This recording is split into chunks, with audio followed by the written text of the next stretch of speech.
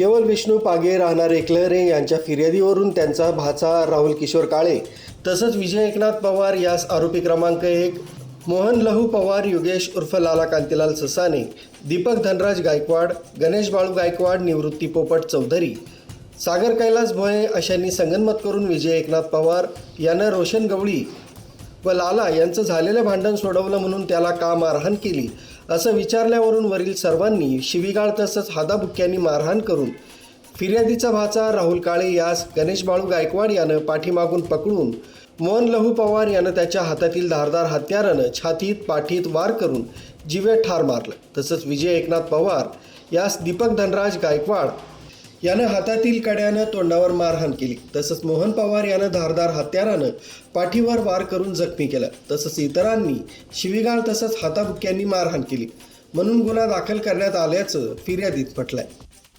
या गुन्ह्याचा पुढील तपास वणी पोलीस करीत आहे।